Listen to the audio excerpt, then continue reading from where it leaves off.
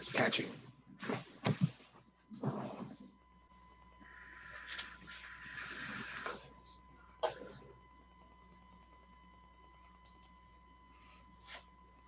All right.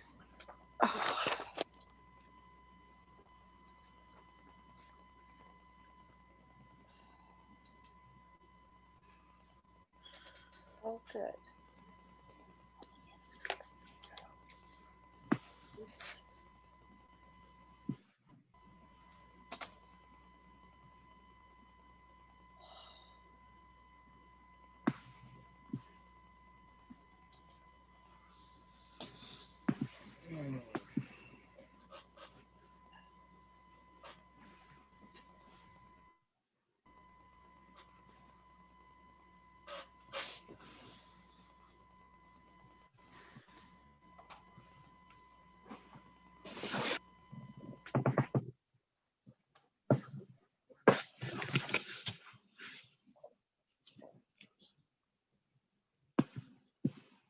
Oh, I could actually look at it.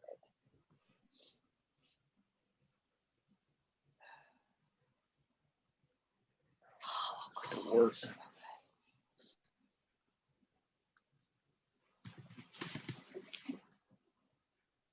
okay.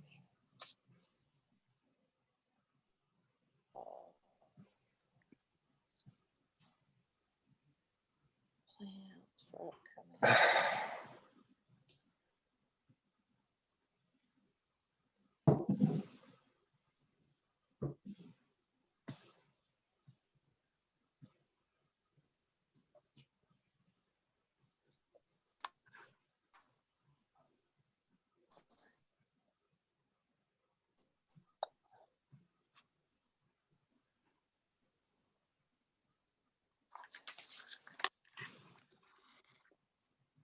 Oh, I like that. Small groups.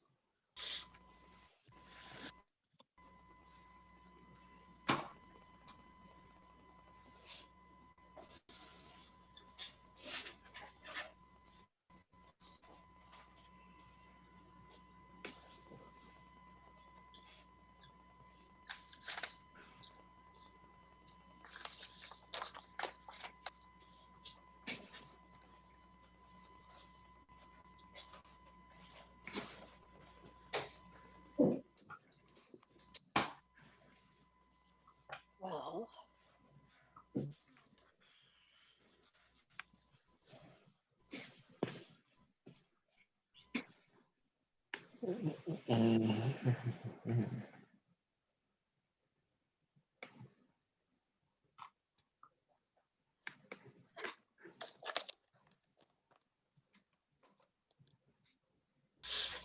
hope there aren't any rules about snacking during the board meeting, are there?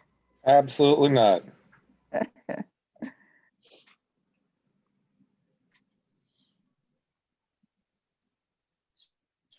Is Nancy? I thought she was just, oh. Did she show up for a minute and then disappear again? Nancy, Maybe she's having computer difficulties. I think she might be froze Oh, because she's been attempting. Yeah, it looks like she's Oh, connecting wait, no, to there she audio. is. Her audio is Uh-oh. just not connected yet.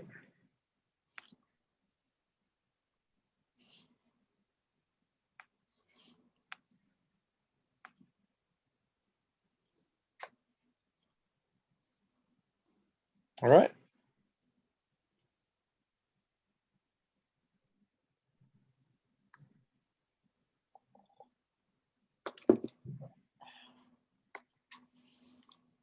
Looks like we're all here, and is everyone ready to go? yeah.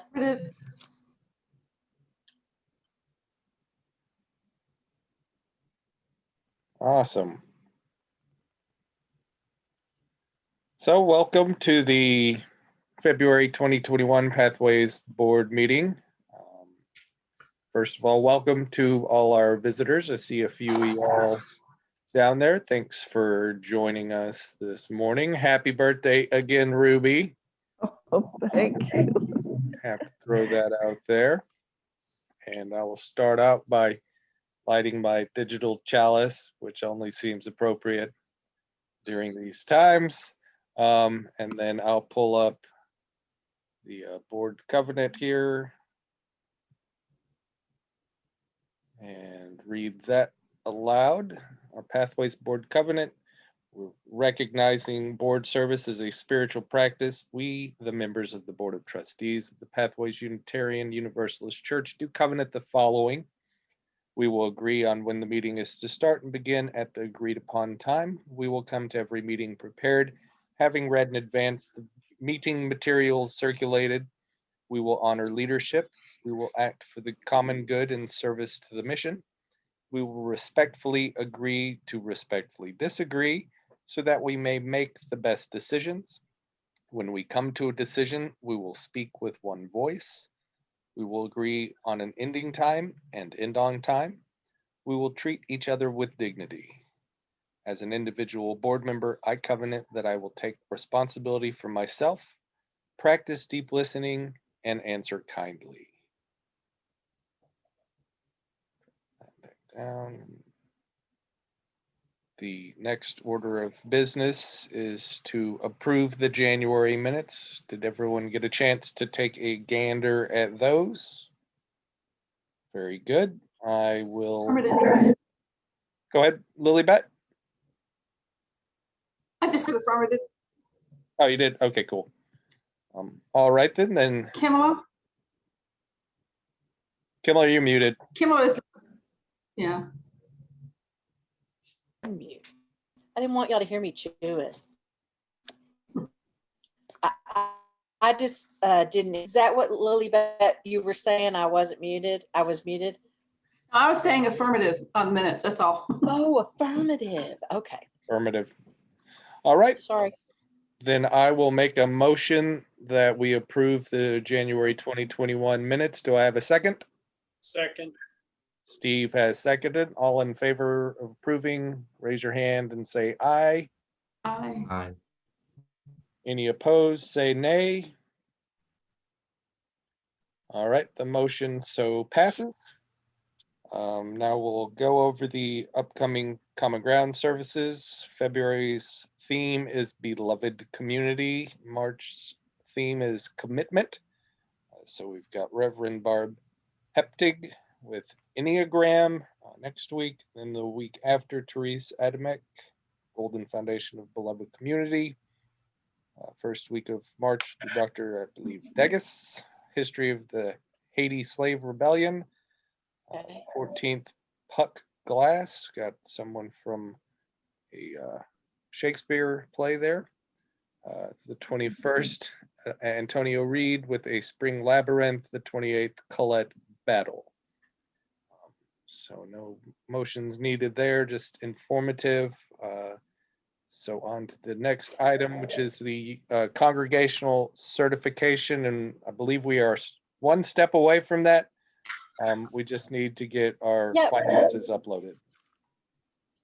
Is the document somewhere? Is it on the drive or, so I can see what's needed? It's all online. Have I sent you that link? Did you see? I'll send it to you again. I looked for it, but I could have easily missed it. Okay, you're going to send me the link and I just have to put in whatever it asks for, and then I'll let you know that I've done it. That will be awesome. And okay, I will do it today. Quick questions.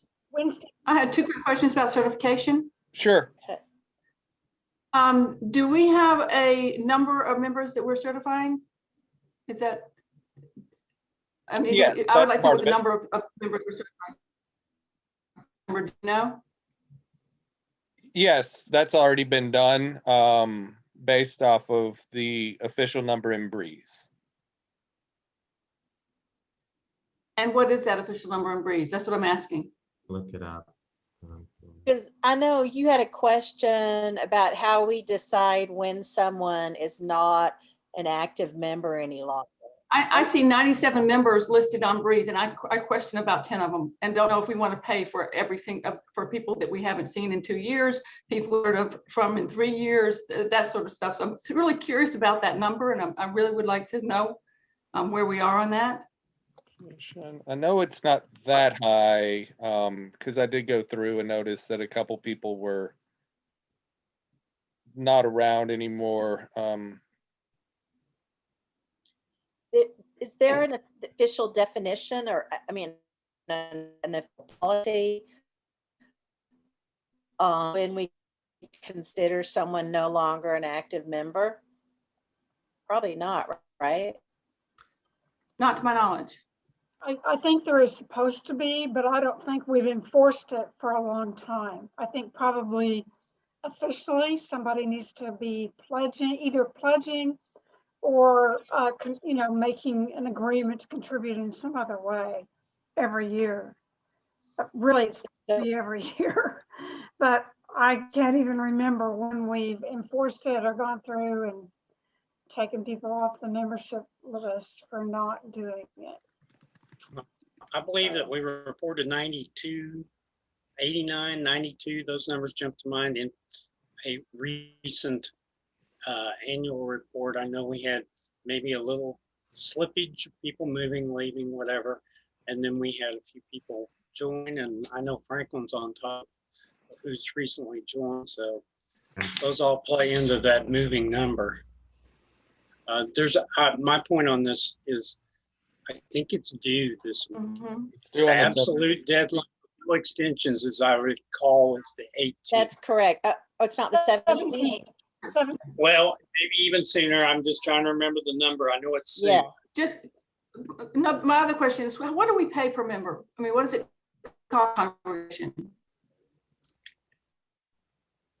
I don't know. I don't know this exactly, but I thought it was by range. Change not per number, per member? Oh, Well, so I'll tell you, I haven't, I have to look again to see what they asked when, honestly, Luke said he was just paying $335. They had asked us for a bigger amount this year, like this fiscal year, but he didn't agree with it. So he was just paying $335, which is what we had paid the year before. Okay. I haven't it's a range. investigated to see what happens if we actually do that. Are they going to kick us out? That's been on my to-do list, but as COVID has hampered my to-do list actions. So I'm pretty keen on us remaining eligible for Southern Region services because I've been taking full advantage of them. Yes, And we should. get them without paying $100 per webinar. You have to be what they call a qualifying or some kind of congregation. I forget what the term was. Okay. But I think you paid at least the suggested amount. Yeah. So I'm screen sharing the membership and attendance portion that I've uploaded. So I counted, and I think I also used the same as last year because since COVID, there is a suggestion as you complete this to feel free to use last year's since everything's so crazy. And then so I did do that. okay, And then 84. it asked for a range in numbers of virtual participations. So I felt like 26 to 50 fits us well. Today we're actually just a titch above that, which is great. Children and youth, the range is giving us 1 to 25, which is accurate. And I just said we're not holding religious education. Okay. So Oh, they created those ranges. yes, and you yes, pick those one two of them? last ones are new, Okay. and you get to select Uh-huh. a range. So I felt like 26 to 50 is good for overall Do virtual we have attendance. any children or you? There were, there were several today, at least via video or the Have any pre-recording. youth that are actually attending virtually? We have not had any participation. Over the course of the last year, we did. we don't. Maybe So write in it sort of RE, more at the beginning. for RE, I did put 0. Uh, As far as virtual attendance, the Okay. range is 1 to 25, and throughout that, we've had a couple. And like Marty integrated quite a Okay. few in to the way the service was done today. So, and then like You're James right. That was logs in and lovely. he's got a couple kids with him. I know occasionally Jim and Sandy will have Molly there with them when she's at their home. So I feel comfortable with that number being honest. Okay. I've Can also we- had my kids there too. I've had my kids listed by force mostly. Yeah, I know Just a little bit. we never get them in front of I'm cameras, just- but we've got kids wandering around in the background. Click on that item. Also, I mean, You know, I can't see this. Is that only asking about children and youth, or are we, because we have robust attendance, including my book group.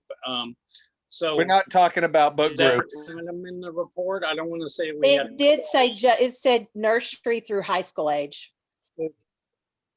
I Okay, did so look they're- at that, they're yeah, as restricted. we were talking. I just wanted to say that we did have participation in RE through August. But when school started, I think families felt so overwhelmed that they just couldn't one more thing. So for half the year last year, we did have regular RE participation even after COVID started. Oh, so maybe we So- should Okay. change You that. want me to put that, change that Like the number? 1 to What range do they have? Look, 1 to 25. I mean, I think through the summer, it was mostly the youth group that met, and maybe, Marissa might have 3 or 4 kids through the summer. Before that, it was mostly the youth group after COVID started. I do think we didn't have the younger children, but the youth group did meet after COVID started through the spring and summer, maybe. I'm not really records, I'd have to go back and dig it out. If this report's on all of 2020, it seems like, given what Nancy just said, we should go with up from 0 to the first range of 1 to 25. Okay, that's not a range, unfortunately, on this one. This one, and it does ask, instead of attendance, it says currently enrolled. So last year was 17 reported. Do you want me to just put 17 again, as they have suggested? If your data is not being kept closely, to just go ahead and use the previous year's numbers? Would we be comfortable with that? I guess so. Yeah. Okay, I'll do that. Well, what difference do you think it makes in the In the grand scheme of things, telling them, it's telling them, we're supposed to base it on now or use last year's numbers, you said, right? yes. Okay, And what that means, either use so. 2019 numbers or 2020 numbers. So I just 17. changed it to 17, which was the previous year's submission. I think that's honest. They're still enrolled, even if we're not as active as we were pre-pandemic.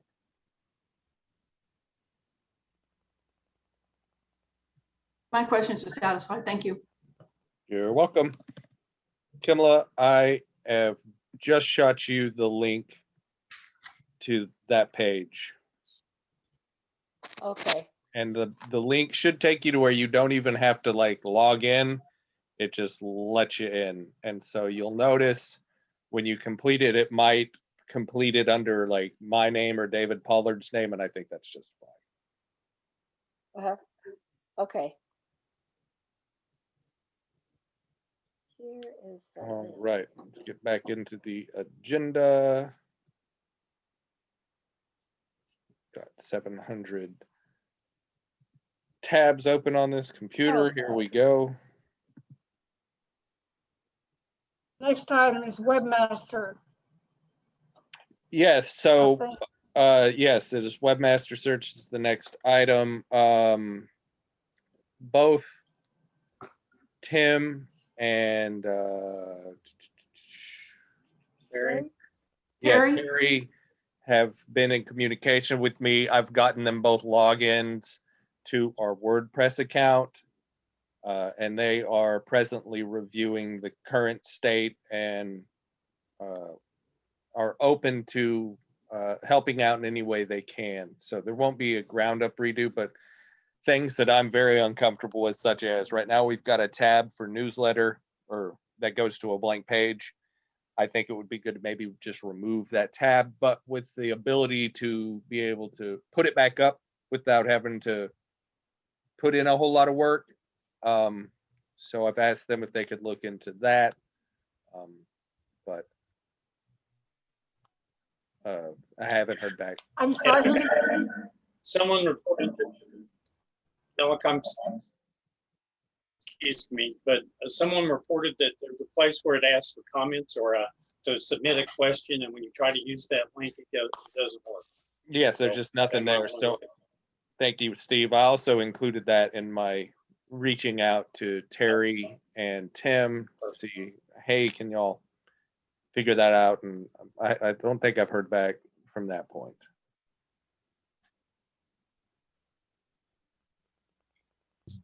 So just for the minutes, I just want to be clear that Tim and Terry are now sharing that responsibility. Is that correct? Yes. Okay.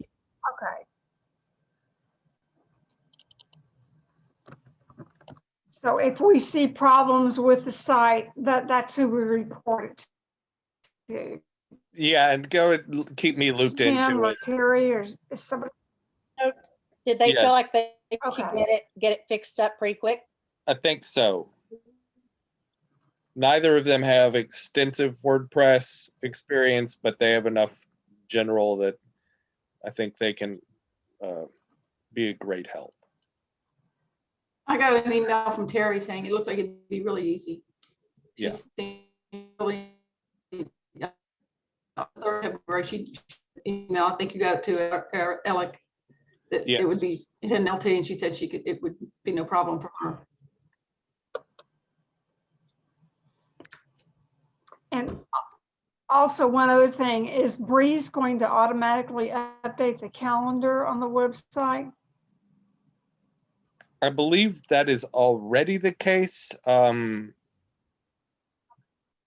that Luke's not on. I think it's I think Luke, we have to make sure that the calendar on the website is linked to Breeze, or else it won't, because there's two different calendars.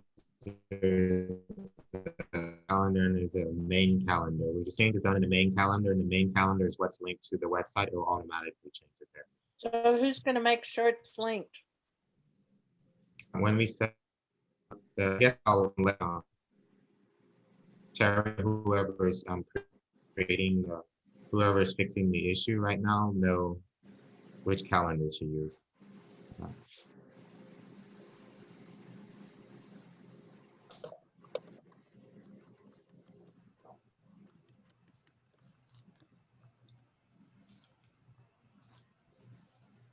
Also, one other thing from last month, like, so The church covenant? the church covenant. So if it's not there, I guess somebody just needs to check and make sure it's there. Okay.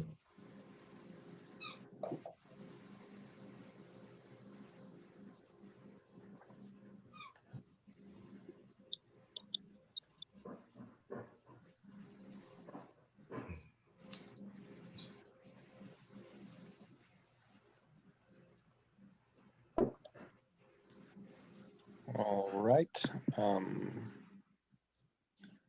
So we've got some help with the web mastering and updating, and we'll loop in myself, Terry, and Tim, get the church covenant up, get that response page going and figure out, I think we update the Breeze calendar that updates the Google calendar automatically, which then updates the website. I'll confirm that with Luke. Google Calendar. Where's the Google Calendar? On the Google Drive? Part of the G Suite, which Google Drive is also part of. The little calendars on Drive in the service planning. Correct. Yeah, I'm aware. I don't know that one, but I don't think is that the one you're talking about? No, Alec? there is I didn't a think so. separate part. If you log into Google Drive or G Suite, there is Uh-huh. a tab for calendar, and it's updated automatically by Breeze, and then it pushes out to the Oh, website. It used to be like the other way around, but I don't think Breeze wanted to cooperate with that, so Luke changed that, is my memory of what happened there. okay. So, are there any more questions about webmaster, website issues, calendaring issues? All right, no action needed there. I'll move on to reopening protocol. I don't have any updates beyond where we were last month. I did see someone shared some information, I think from Horizon. Yeah, Kimla, were you going to handle that as part of your piece? Okay. I don't remember what it said in the minutes from last month, but I do have 2 documents from Horizon. Is that what you're thinking of? They're related to COVID that they're using? Yes, I saw those. I've got those available. Are you going to go over those during your portion? I was, but I forgot to put it on my list, so we could look at them now. You want me to want me to share, or do you have them too? I've got them here. I can share them now. Okay, All right, let me, I say we look at them now. sounds good. Let me grab that. First one is a COVID addendum. Can everyone see that? Not right now. I still just see the agenda. Okay, now we should have it. Here it is. Yep. So that's for anyone who's using our facility. Like if the meditation groups wanted to restart, this is what we would have them sign. Or that band group still wants to use this is what Horizon is using for the people that rent their space.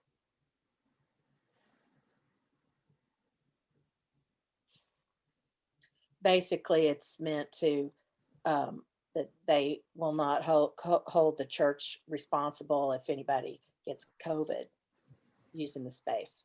Oh, are scouts using the building at all? I think so. The reason I asked that Teresa has told me that she can tell that somebody has been in the nursery because she knows where everything is and things are like put back in different places. So I'm not sure how often that's happened, but she thought that scouts were meeting and they were just part of the families were going upstairs and using the nursery. Well, I just know thought that's pretty weird. Luke told me that they did have the Pine Car Derby, but the way they did it is one scout came in at a time in the building and did their race, and then so maybe their family and came with them, but then they would leave, and then the next they had a schedule. So I don't know if they've used it beyond that. And that's a while back, right? A couple months ago. or February, something. that's February, wasn't it? Oh, really? recent. Oh, Was that late January, early February? He didn't tell me when. Yeah, it's been in the last few weeks. Pretty Must late. have been January. okay. Well, that probably explains the nursery use. Yeah, that was on like the 15th. It was on a Friday, Saturday in January, mid-January. So I did send all of you this form this morning. Both of the Horizon COVID forms to look at. Do we So have that's- time to keep considering them and talk about it at the next board meeting? Or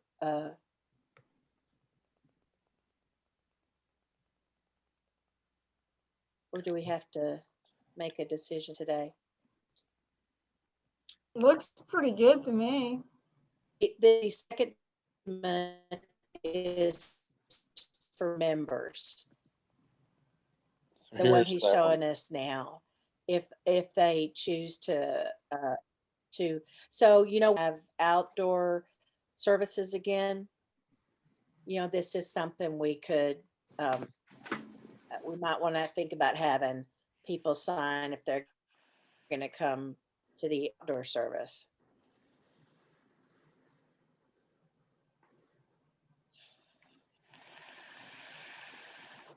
Both documents look good to me, and I would, I see no problem adapting them to pathways. Yeah, Yeah, me Rebecca too. said we were welcome to do that. We all have little content areas on the board and various hats we wear. So whose area is rental? We sort of have a place to make sure comments on these documents go. I could just reply to all, but I'm still curious, like, how does this fit in our operating structure as a board? I think this will fall under my category. I think this might fall under my facilities, yes. Thank you, Franklin. I could- I would have thought that, but I didn't want to presume. So thank you for clarifying. I apologize for not sending these earlier to you, Franklin. I didn't think of that either. Oh, that's no problem. And so then, for signing this, are we gonna send this out? Like, so if we decide to go with the one for the congregation, will we send it out to each member of the congregation by email, or is it something they have to sign when they come to the building? I think that That's a good question. we can send it to everyone and let them know as we, in the future, start having more in person, whether it be hybrid outdoors or even indoors, we will need these signed by anyone. And then we can have some printed off and they're at the building, since they don't require a notary or anything like that, they can sign it then and there.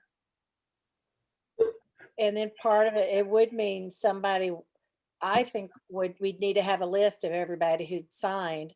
And then somebody would need to look at the list and see who's there that isn't on the list and ask them to sign it if they We could intend probably to. create a list in Breeze that can be easily printed out or emailed. We can just create a tag for a signed contract and then assign all the members who signed it to there. Okay. Do we need as a board to have a motion and a vote as to whether to accept these two documents, or is it just a matter of? I think you're I right. don't think they're ready for adoption because we have to review them. I haven't even seen them yet. We have to adapt them to pathways and change a few words in them. And I think we agreed to have this on the agenda for next month. Sounds Okay. good. So we've got them out to everyone for review. Thank you, Kimala, for sending those. And so for the next, or between now and the next board meeting, we can all make sure we've reviewed them and we'll be prepared to modify and adopt them for our own use. We'll vote on that. And yeah, these documents are in I think they're in Word. So we can modify them easily.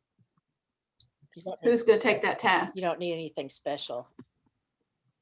Franklin, did you want to handle that? Is that Yes, part I'll of- handle that. I'll go ahead and, once we get the wording that we need to change, I'll go ahead and make the changes and have it, and save the documents as well. Mostly it's taking out Horizon and putting in Pathways. Mhm. Yeah. Thanks, Oh, Horizon. And I guess put our logo, what's our, because they have a logo at the top, right? Yeah, they've got a logo. I usually swipe that off the website anytime I need to use it. Okay. Because we have a logo. We have that Yeah. red flame, We right? do. Yeah. Yep. Okay. With our stylized Pathways word. Oh, It's on the letterhead too, if you need to. get it Yeah, up I there. think some of that exists on the Google Drive as well. So we've got reopening protocol to be reviewed and updated over the next month, and we will have that as a line item on the agenda for March to be adopted, or at least voted on to be adopted or not. So okay. Okay. on to the next items, just informative. The General Assembly is June 23rd through 27th. That will all be virtual. Registration is now open through the UUA website. Just an informative line there. So Oh, do we want to go ahead? Do we want to recruit somebody to attend this year, or is it too soon to talk about that? Because we'll have 2 delegates, correct? Yep. yes, I don't think it's too soon for people to start thinking about it and volunteer. If we get more than 2 volunteers, what will we do? See who's done it before and give it to someone who hasn't? Well, anybody in the congregation can go to General Assembly. Anybody can go, right? Doesn't have to just be 2 people. Anybody can attend. But our representatives need to be appointed by the board or volunteered, or, I mean, how does that work?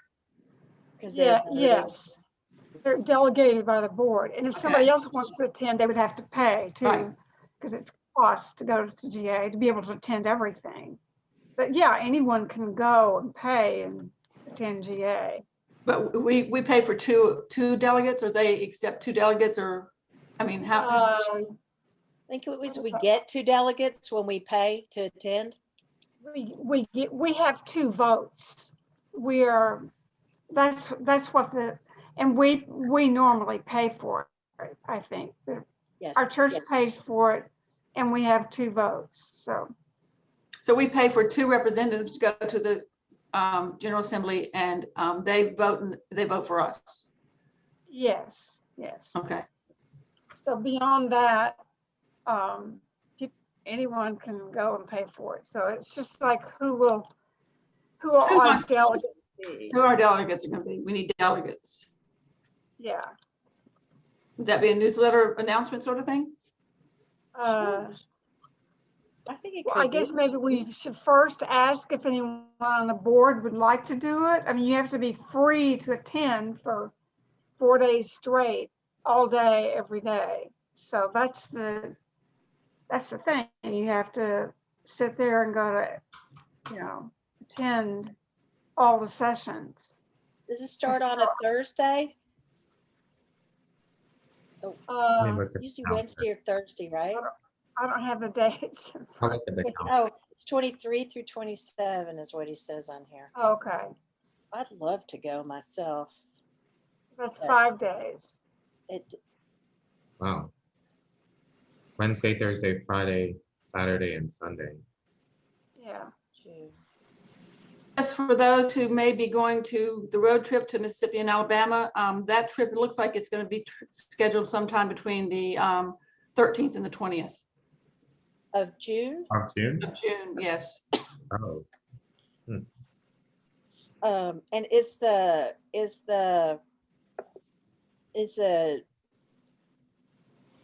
shoot, what is the General Assembly going to be virtual, or are they planning on being in person? All virtual. All virtual. Road trip is gonna be in person. Yes. And the Virtual. registration is $200. And do we normally cover the 2 representatives? Yeah. Yeah, Yeah. I know Mary Mack and David Pollard have both done it in the past, and we may want to just reach out to them and see if they're interested, if nobody from the board wants to go. well, I did it last year and I enjoyed it. It was me and Mary Mack last year. Yeah. And I enjoyed it a lot, but somebody else should avail themselves of the opportunity this year. I really learned a lot. So I know Becky did it the previous year. I would like to do it, and I can take 3 days off of work. It's hard to get a whole week right now, but I could take 3 days. So I'd like to be one of the delegates this year, if y'all don't mind. I accept that. Okay, I support you there. and then we need one more. Yep. That would be good. One from the board and one from the congregation at large. Mhm. That sounds good. So the only, it should be someone who is a member, though. Yes. Absolutely. Yeah. Yeah, they have Yeah. to be a member. Franklin, you're not interested? I don't know if I can make, I don't want to make the commitment now because I don't know what my schoolwork's going to look like at that time. Yeah, But if nobody volunteers, then I'll throw myself into consideration. okay. But we're really looking for somebody now from congregations. We got a board member, so aren't we really looking just for somebody who's not in a leadership position? Or in a leadership position in a different capacity? I don't think we have any person on the board or somebody from the congregation. Sounds like we need to look for the congregation. If we can't get somebody else, then Franklin's it. Well, how about Franklin could be an alternate to be closer if we have some, or if I don't, oh, heaven forbid things get worse. I think I'll be able to do it and I'll be able to have the time off, but it might just be good to have an alternate because life happens. Right. I'll stand in as the alternate then. Cool. Good.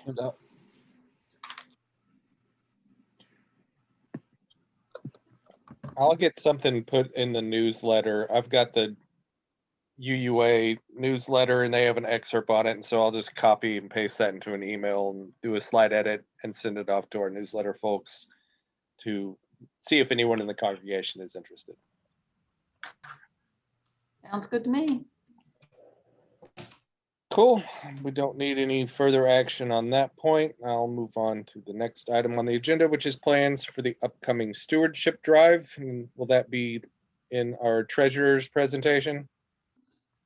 That mean pledge?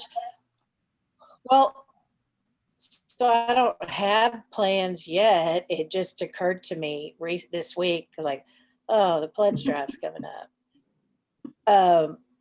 I would say, though, I am not comfortable doing anything hard, like pushing hard, Sure. again, because of the challenge. But so, yes, it has crossed my mind. I haven't got a theme yet. If anybody has thoughts about a theme. What's the normal timeline on stewardship? Usually it starts in March. And ends in March. Yeah, we were late last year, but I mean, that's just the push for getting pledges from people is in March. So maybe the last weekend of February, you say it's coming, and then you do it in March. But Not so too I guess, soon. I guess I'm already late since I don't have a plan. But I don't know if it has to be in March since everything's kind of off because of COVID. It could be in April. If you want to communicate, Thoughts? look at the liturgical calendar and see who's doing the last service in February, you could ask them to put in a snippet to talk about the pledge drive being upcoming in probably March. And then, That'd be Teresa Adamant. no, Oh, that's the speaker. You look Oh, on that's the who's speaker. doing the Who's the- service yeah. preparation. You- And I'm they'll be sorry. the one that Yeah. actually builds it. So yeah, just give them a little heads up that they need to Yeah. put in a slide announcing that, and then that'll buy you a little time into March to put together a I little think that will speech. be Jennifer. Jennifer Okay. Palmer it is. Probably Jennifer. Okay.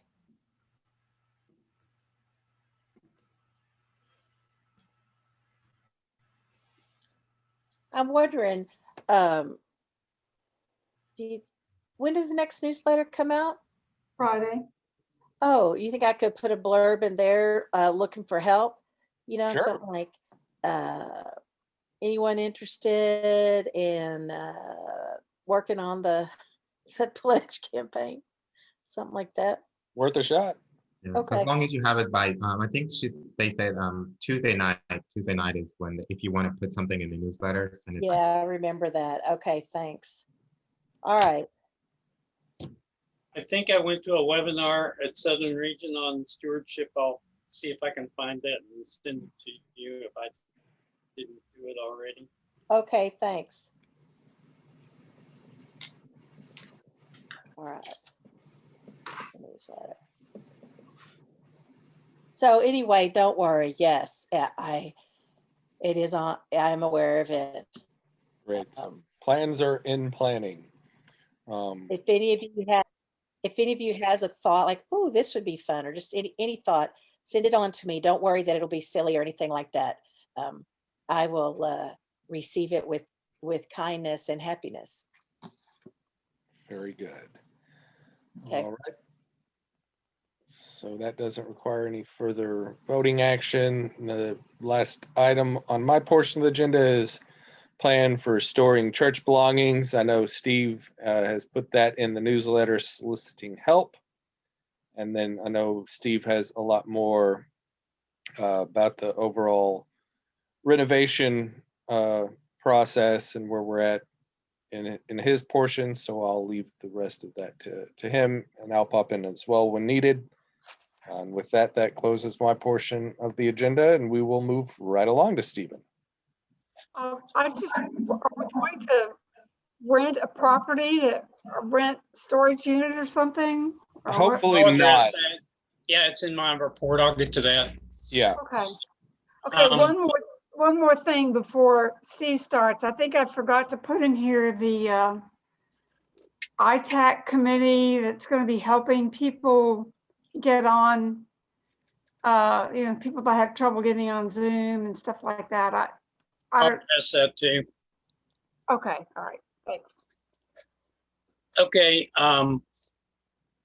The first section of my report is always on grants, and I started an online, I developed a new helper, a new next door neighbor, as wants to start a nonprofit and learn how to do grants. So she's being my eyes these days. And we started an online application with BNSF, Burlington Northern Santa Fe Railroad Foundation.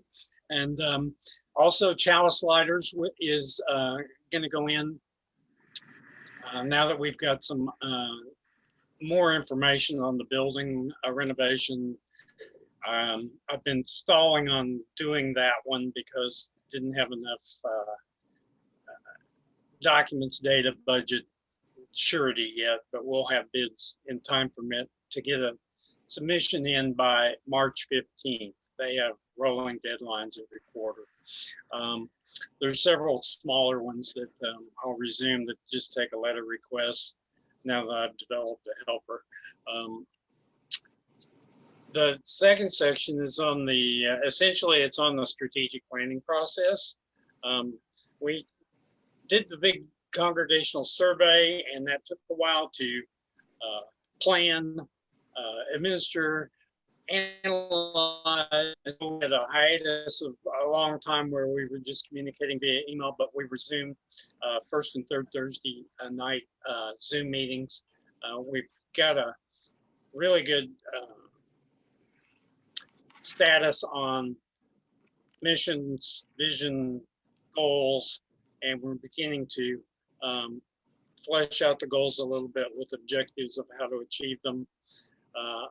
The timeline on this is to have it ready well in advance of the spring congregational meeting, to be vetted by the board first before we ask people to approve it.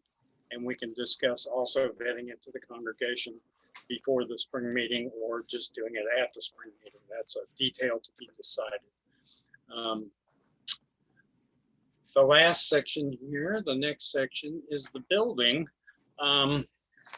All of a sudden, after going pretty slow with the architect for some months, he is on fire. Everything is hurry, hurry, hurry. So we have bid packets that have gone out to at least 5 contractors. There were 3 that we were waiting for contact information to be provided by those who brought them to our attention. And I'm not sure if Gary ever got the one for the Mid-Cities Builders.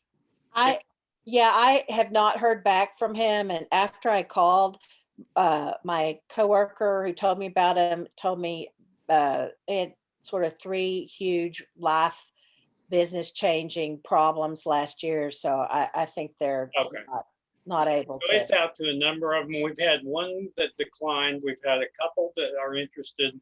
We had planned a meeting at Pathways for last Friday to, but with like 1 or 2 days notice, it was too fast.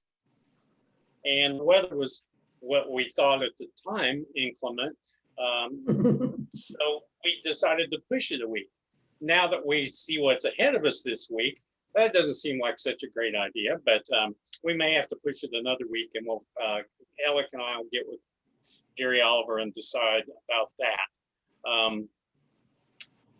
There were a couple of documents, the instructions and the drawings, which are always fairly opaque to me because I'm not an architect, but that were given to all these bidders. So I think that things are speeding up. We're going to have bids, hopefully, depending on when that bidder meeting can be held, so they can actually see the site that they're bidding on. And I think this Friday is a little optimistic, given the weather reports say that the temperature won't even go over freezing until Friday afternoon, and I don't think it's going to instantly melt 2 big snowstorms worth of stuff. So we'll figure that out. The element of the furniture and what to do with it. I have one of the largest nonprofits that we work with. In fact, our outreach partner for this quarter is Community Enrichment Center. They're a big operation. And I've talked to, I networked in and talked to the right person to get an agreement to get on their calendar, and they send a truck and a guy. As long as the stuff's on the first floor and it's near the door, they will pick it up and load it and take it away. So all we have to do is get everything that we want to not keep down there.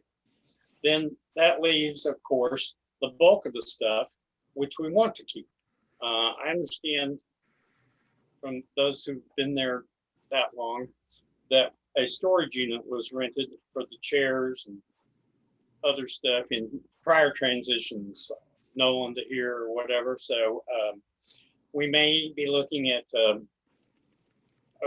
a storage unit. I know there's one that's really close, just north of the freeway on Norwood, that would be a short haul if we ended up doing it ourselves in trucks. But that's a detail to be determined, but fairly quickly. Lilibet and I have been having conversations on this, and Alec, and I think, Alec, I'm looking that you would be able to tell us what audiovisual music stands and all that stuff that's in the storage room to keep and to get rid of. And Lilibet and I have been talking about this. We put the blurb in the newsletter to try to get some other people to start building a team to help think about it and do it. So that's that part. And the last part, this ITAC thing, Ella covered most of it. ITAC is an idea that information technology and communications. So I've been talking to Beth Cusack about the communications piece. Tim Cusack and I have been in discussion about helping a congregational outreach if somebody has need for assistance or to have a rebuild on their old computer so it'll work so they can do Zoom and participate. They need software, we could get it through TechSoup. That's the congregational piece. Alec has already addressed all the website and associated social media that feeds in there. So those are the elements within this concept. And that's an update on that. And Nancy, did that answer your question about, I think? Yeah, I guess basically we're gonna get a storage unit. So, No, that was about furniture. I'm talking about ITAC. oh, yeah. Yes, so at this point, we just need to identify the people that need help. I think a lot of them have kind of fallen off the face of the earth, so to speak. Yeah, and so well, really I've been reach out talking to people, and some people that initially expressed interest have decided they don't want to incur the expense of having a computer and the internet fees. And anyway, there's discussion going on in all these areas: the website, social media, and congregational assistance on technology. And all of those together as ITAC. It's not just one separate piece of it. The problem is we don't have a leader for that. Colin was leading it, but he had to leave. I have a heart for it. It's very similar to what I did at Axis for 13 years, but I got too much on my plate. So right now it's like the people, Alex coordinating all the website stuff. Tim and I are doing any congregational needs. Beth says she wants to help with the social media so that everything is on the same page and shared seamlessly and appropriately. So it's going along, and that's an update on that. And the last thing in this other section is I got a Sunday morning email from Cindy Duhigg about something about the Texas UU Justice Ministry, but frankly, I didn't have time to review it. I don't know what it said. I think I forwarded it to Nancy and Alec. Did either of you take a look at it? Well, Cindy's here. Maybe she could tell us about Oh, it. she told me she couldn't come. I so see her. I didn't know that. I'm looking at a document. So Cindy, would you please, I'm done. So would you please tell them about what you sent me? Yes, I'd be happy to. It's just the monthly update. Basically, TX UUJM had their monthly meeting January 26th. 1 second, let me open the document.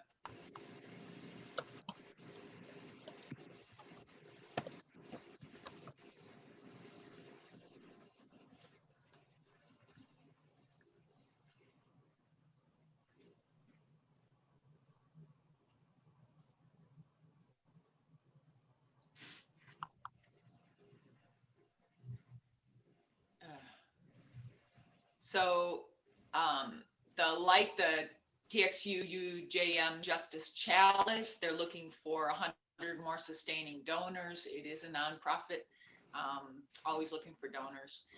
The legislative issues, those 5 issues that all the congregations voted to prioritize are now starting to be an actual thing because the legislature has gone back into session. And so they're calling for volunteers actually to track legislation related to the values. In other words, basically delegating each task to follow up on specific legislation. If anyone's interested in doing this, talk to Chuck Freeman. He basically will give you a tutorial on how to do that. There's a website on where the legislation is all, the tracked and so on. Next item, the TXUUJM Legislative Day 2021 is being proposed. It would bring online, it would be an online event to spotlight specific bills. Next item, Horizon UU, I believe along with First UU Dallas, was wildly successful in their environmental action advocating for cleanup of Shingle Mountain in Dallas, and they shared the media coverage at WIN.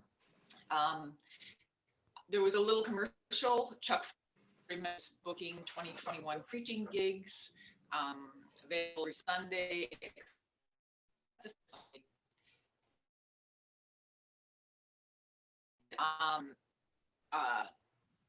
Forwarded 3 or 4 other emails that were specific social justice opportunities, and I forwarded those to Nova, who is, I believe, still our social justice chair. So I think those were to the place, and that was. I also have an update from the choir, if I can take just a second. I joined the Musicians Network last month and am immersing our small but hopefully growing choir in updated opportunities to perform and to sing for pathways during regular services. Thank you. Wow. I know you go to school and work too full-time, so it's amazing that you have time to do all this, and I appreciate it. I'm sorry I was unclear on your availability to be here and present this morning, but that was a great job, and we thank you. That finishes out my report. Does anybody have any questions on anything I said? Stephen, in terms of getting a storage place and everything, I think we need to have a plan in place for an inventory to be taken of what we want to keep. And we need to do that soon. I would think, if this bid's going to go down as quickly as it seems to be headed our way, it's a pretty major, big job. I've done it twice now. So I agree. In this another week of a lost week due to weather. I'll throw out something I haven't said before, and that's we think that everything should be done by July. So July is not that far off, but it doesn't mean that it has to be done tomorrow. Okay. So, wait a minute. Do you mean that the work will start in July? No, the project will be done in July. Ooh, so when's it going to start? Well, we don't know because that's up to the contractor, and we don't even have bids. Yeah, so probably not. In our minds, if all things go well, the architect Alec and I are thinking July, which should coincide fairly well with UUA guidelines on reopening. Now, lots can go wrong. The remodel could stretch out, or the COVID could rebound due to variants, or the UUA could change their mind about a guideline. But yes, I agree with Lilibet's comment that we need to, I think I'd go at it the other direction. I'd say, let's identify all the stuff we don't want to keep and get it near the door and get rid of it. And we know what we do want to keep and figure out how big a space we need to store it in and how to get it there. Yeah, I was just trying to put is urgent? Well, it's critical, but it's not urgent. To borrow terms from heavy. We've got a little bit of time, but we need to get on it. And that's are you talking about both phases by July, phase 1 and phase 2? best of all possible worlds, yes. Because the contingency around that is whether we'll, depending on the amount of the cost of the bids, whether we can afford to do 1 and 2, or whether they'll need to be fundraising towards 2. I forgot about that. So 1 is downstairs, is all downstairs, right? Kind of sort of. 1 is the sanctuary and the staircase, Yeah, and 2 is everything else. right. So Classrooms downstairs and all that stuff. so we could also move stuff out in 2 phases. Move out the downstairs stuff first and then the upstairs, if we have to. I'm hoping to have bids in hand before we have to make that kind of decision. And then we'll know better on the money. 'Cause And also there was the architect through whom we found Gary had said that if you do, the reason you chunk it into 2 phases was not so much about our budget for the project. It was about avoiding a state would require sprinklers system in chunks that were less than $50,000 and had a 30-day gap in between the 2. That's how contractors avoided those yeah, I remember. extra regs. So that was really the rationale for having it phased in 2 chunks. Now, obviously, the budget is going to be the defining thing, but even if we had we got a bid that said, oh, we'll do it all for like $55,000 or something, and we thought we could do that, great, let's go for it.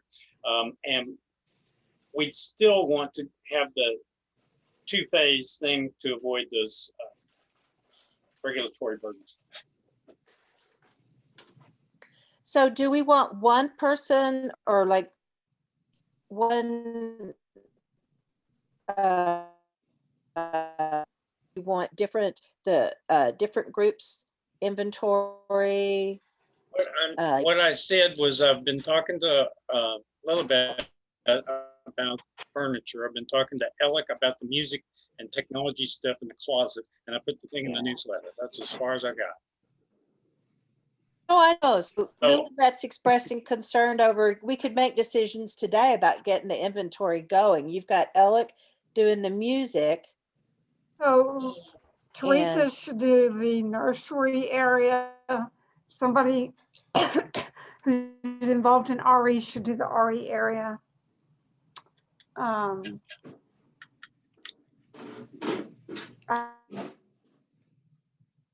don't know. You want to make I can do a furniture inventory in a day.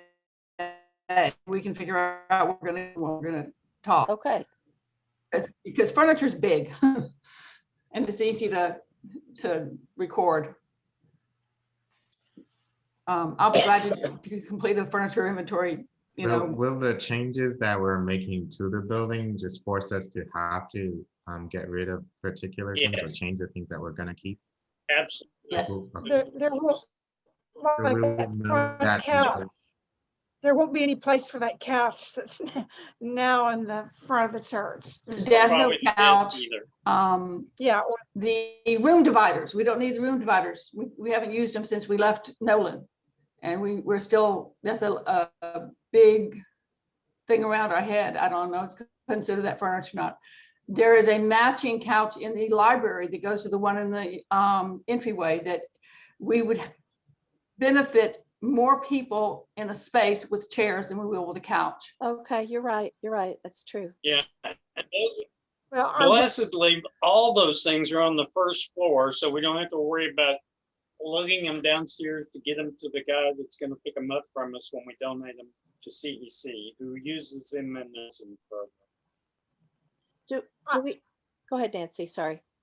I was just going to say, the couch that's in the library, if we don't have to get rid of it, I mean, place where someone can go who's not feeling well. I just have this feeling that there needs to be Quiet space. some place where somebody can really chill if they need to. If we need Or- classrooms though, and if classrooms are paramount, we need to really make a decision about whether we're going to use it as a library and keep that, or we're going to use it for a classroom, because we are in great need for classrooms. And that's a discussion. That's why I put the call in the newsletter. Hopefully some people that have an interest in this area will emerge, and we'll fold them into this little emerging group of right now 3 people.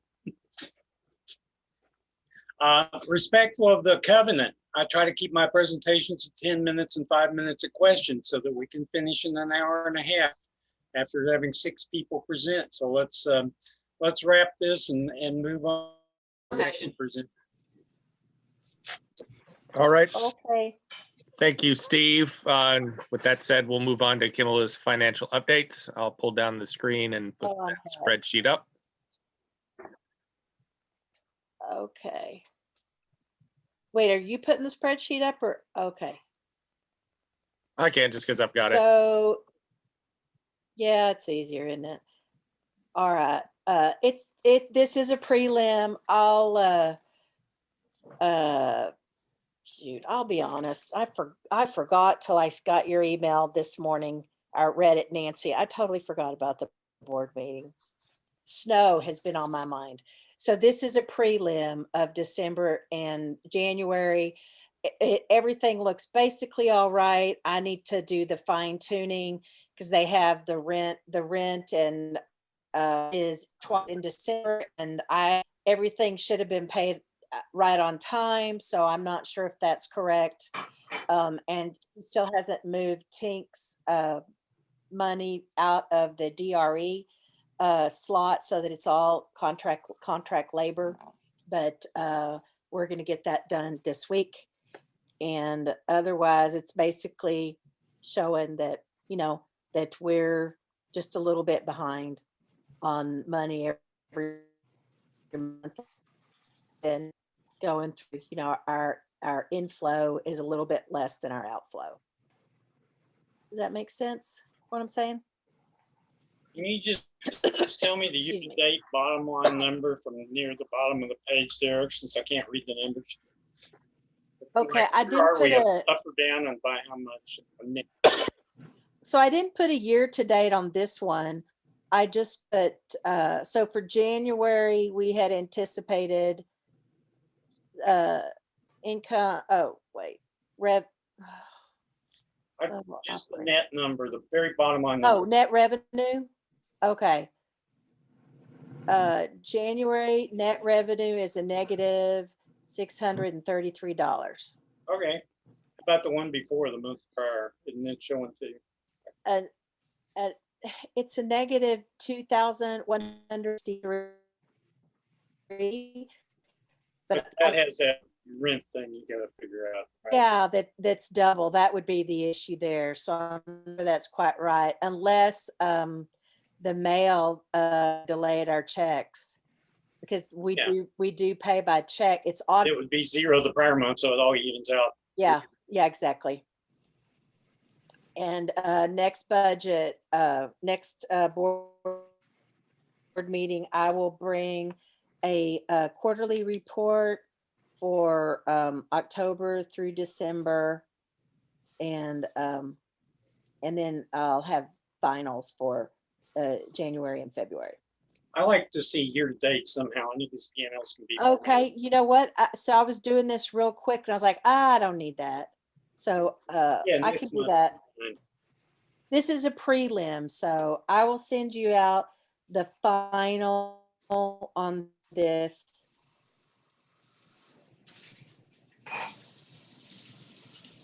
To all of you President's Day, so I know, convenient, since maybe I Yay. wouldn't be able to make it anyway. Although I don't know about y'all, but I don't even see an inch of snow in my yard yet. It's lovely, but it's not even an It's inch. not much, but we're supposed to get Just hit wait. hard tonight. Tonight, okay.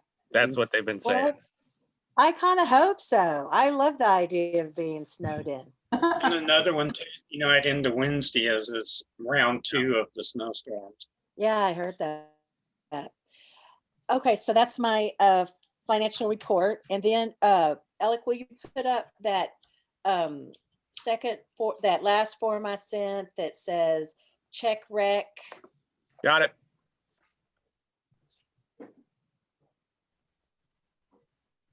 So Becca suggested that we start using sort of, she called it an expense.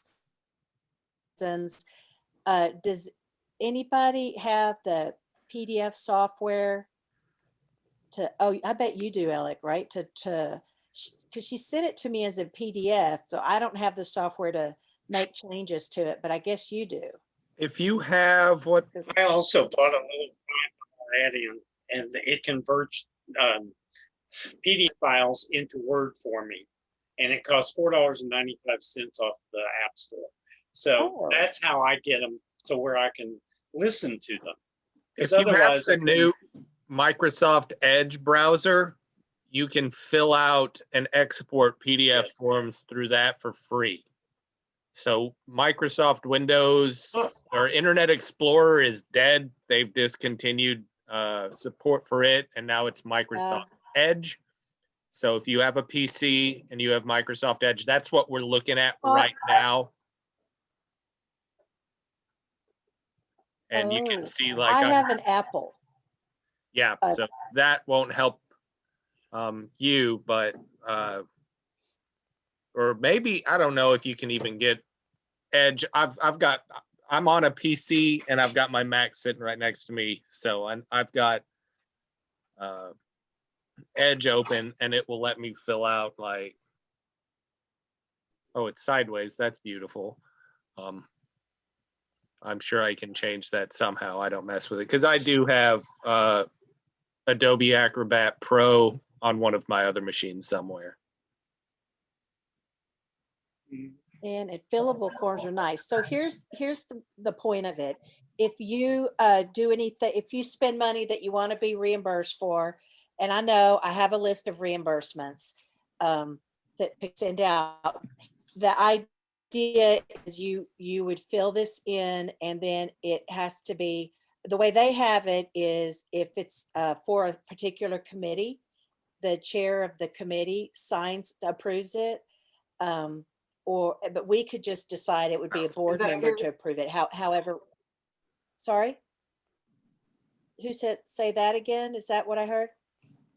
So basically it's a sort of a cleaner way of accounting for expenditures that congregational members make that they have to reimburse, that they request reimbursement for.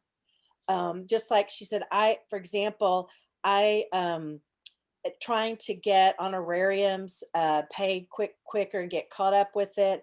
I paid a couple of them myself, and she said a cleaner. Then I was saying, how do we get these into our expenses? And she told me the way to do it actually is not put it down as a donation, but instead do a form like this, get reimbursed, and then I can donate that money as I want, but that it's better to do this to follow our expenditures.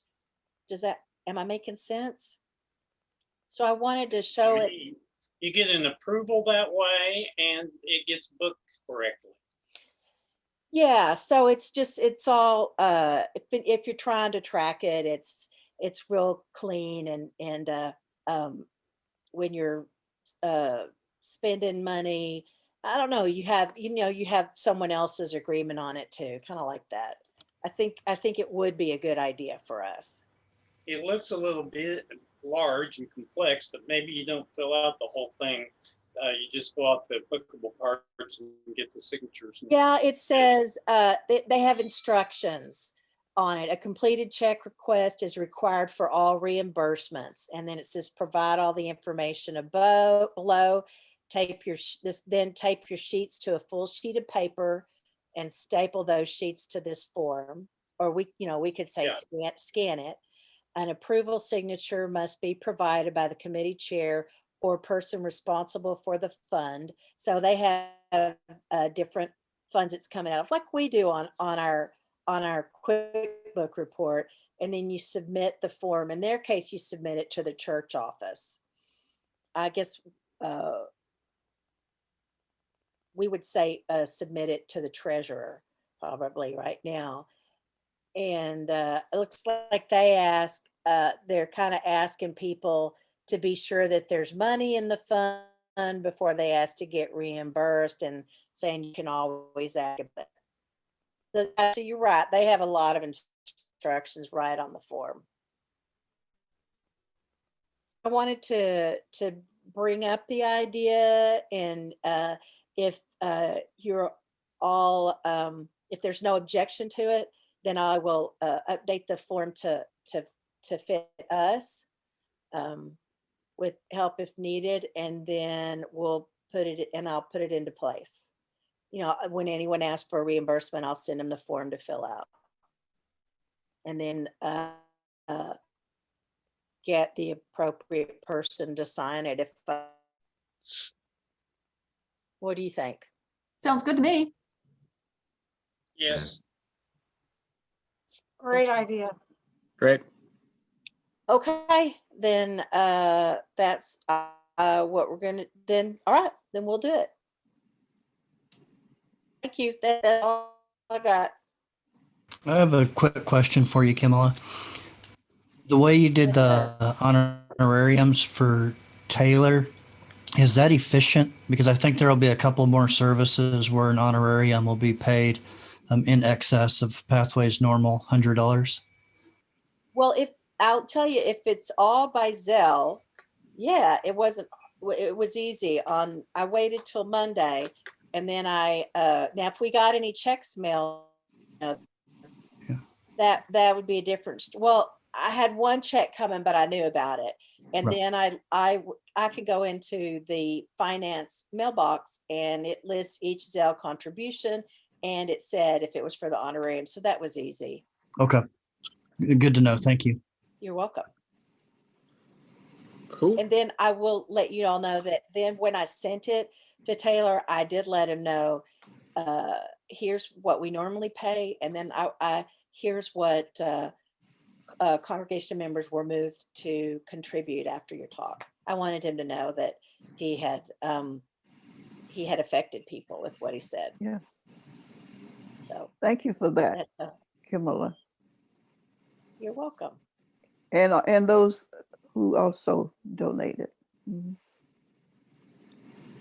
It was very powerful. Yes, it was. Okay. All right. Thank you, Kimala. That wraps up your portion of the agenda. And now we will move on to Franklin. First tab is membership. So floor is yours. For membership, we don't have any changes in membership. No one has requested to become a new member. I need to look at the calendar to find out, as we were talking about items on the calendar, when do we do the next inquiries class? I know the last one we did was, we started in October. So do we normally do that quarterly, or is it just Yeah. twice a year quarterly? So we should have one in March then. Yeah, and I think it is on the liturgical calendar. Okay. So I'll start working on that then, working on the inquiries class, and reach out to the visitors that we've had. I'll put a notice out in the newsletter, and then we'll start reaching out and see who I can get for that. Okay, and we might to order some supplies to make the packets. So I'll make sure I look around and see if I have anything left here that goes in those and get it to you. Okay. The other thing is for the reconciliation consult. So I made the introduction today to the congregation, and like I said, we're just in the beginning stage. Sandy and Tammy and I are gathering most of the information, and we're reviewing it. We've reached out to a lot of sources that we found on the UUA site, and then other UU churches have also formed committees. So we're using their information as well to kind of help us. There wasn't a lot of training that we found. There actually wasn't any training that the UU actually provided for forming a council like that. The main purpose that we're seeing for the council is to first assign more responsibility on the individuals to take full responsibility for the way we function in the committee. And so the main goal that we're seeing is to provide a resource and then also be a guide to help, I guess, whenever there's an issue or disagreement that the members can't resolve within themselves or has a potential to create a rift or a separation within our group, to try to able to bring the individuals together and find resources and ways forward or facilitate a conversation that will help keep things from getting worse. And then to avoid, and we also want to educate our congregation to make resources available so that we can actually prevent issues from coming about. So if we have a nonviolent communication class or a class that teaches us how to respond with deep listening to each other, just think that resources that we make available. And if we set up a meeting for people to individually attend, if they choose just to receive resources. So that's where we're heading right now, but we're in the beginning stages. We might change the name from Reconciliation Council to something else. That's something that we're working on as we look to create something that fits pathways and not just a general theme. But the theme that we have so far is our covenant. Our covenant, we want to use our covenant as the baseline for what directs us and guide us as a community going forward. And whenever there's an issue to be resolved, we want to redirect each person involved to the covenant that we have as a guideline to help us know how to respond as ourselves and to the other people involved in the situation. Hopefully that will help us. We won't be able to avoid all the issues and troubles that come from just living in community and functioning community with each other. But hopefully the things that we put in place will help us, but at least have a plan and a structure in place for when something does happen, we can handle it in a healthy way. That's our main goal right now.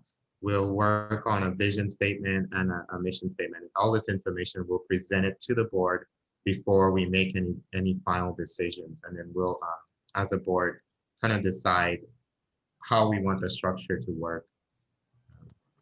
And then it's been, I don't know, going through the process, I've already encountered some issues where I could see where having this committee and having this council will help. So I'm glad that we're doing it. I'm glad the board is open to it. And I'm glad we have volunteers that are willing to go through this process, because it's not something that I think we all, any of us really want to have to deal with, but we are aware that it's stuff that we have to deal with. So if there are any questions that anyone has, reach out to me and I'll keep the team informed as the board makes comments that the board has concerning the council. May I, Are there any questions right now or more information you would need? I would like to make a comment if you don't mind. Let's go ahead. Ruby, you're on. Okay. Okay.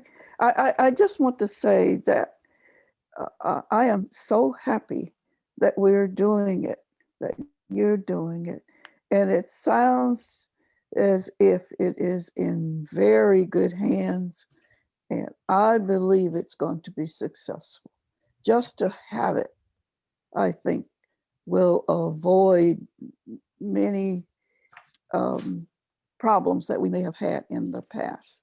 It won't solve everything, but it is a great start. Thank you so much, board, and those who are on the council. Definitely pass your message on to Tammy and Sandy.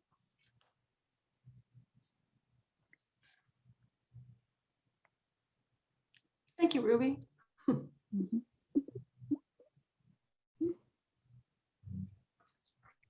Any more questions on the Reconciliation Council?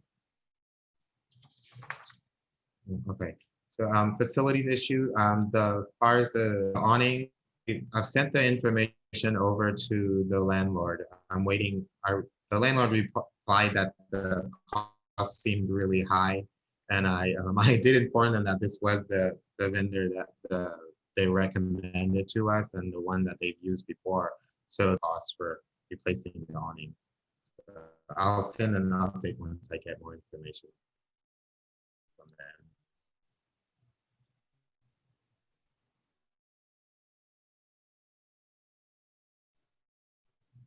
Facilities.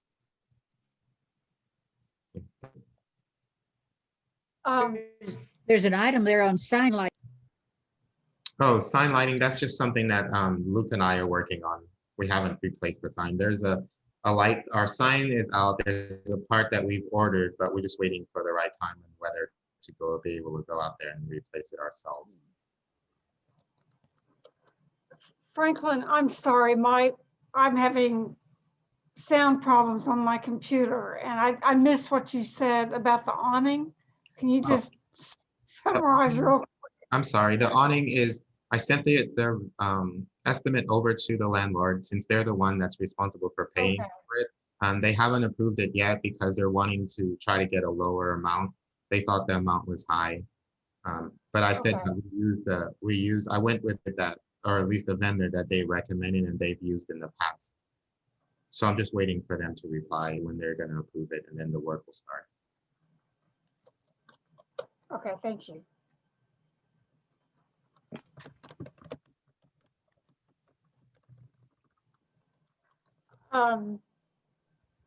So Franklin, did you have any update about Breeze or, No, I don't have any updates on Breeze. okay, I haven't done any more. We're trying to create, I know we're working on creating documents for training for Breeze. I haven't had a chance to put all those together yet. okay, thank you.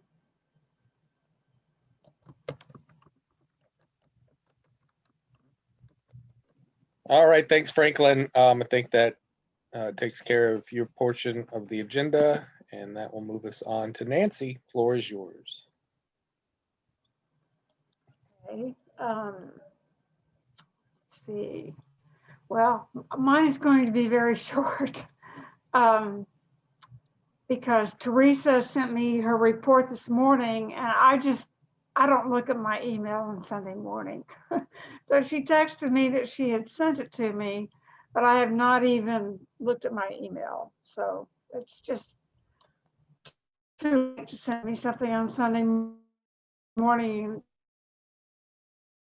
Discuss. I will review it and send it out to you all after I've had a chance to open it and look at it. So she did send me a report for January. The other thing I wanted to talk about was how the office will function during renovation. And I'm really not even familiar with everything that's done in the office. I think I did talk to Teresa. She said that she thought that she could do the things that she does outside of the office. Now, I don't know if the computer that's in there, if she needs to take that home with her, or maybe other people know more about the computer, who uses it, how it's used. Does Richard, I know Richard Marshall does some of our mail checking and financial logging of mail that comes in and things like that. Do other people know how that computer is being used, or if someone should take it home? Or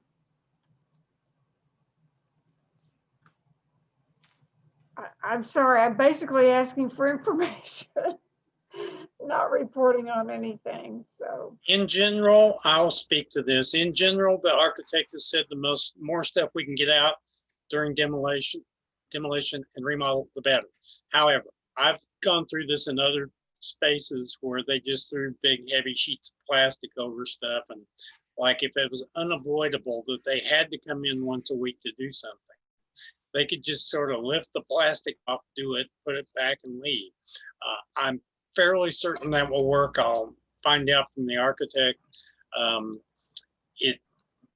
It may be the better solution than trying to take our computer that's used by more than one person from house to house. So I think it's probably minimal.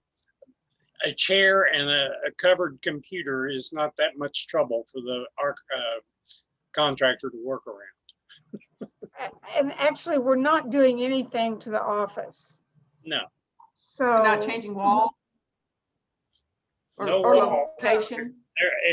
Depending on flooring for the whole thing, if the whole thing gets a flooring change, then it could affect the floor of the office. But other than that, there's nothing. So, I mean, like, there are filing cabinets in there. Of course, the big printer. So I guess, like, I mean, certainly we could just throw plastic over everything. But unless, like you said, if they're gonna be doing the floor, I mean, maybe we could just, yeah, wait Walls until aren't, more walls detail. aren't coming down? Walls aren't coming down, Stephen?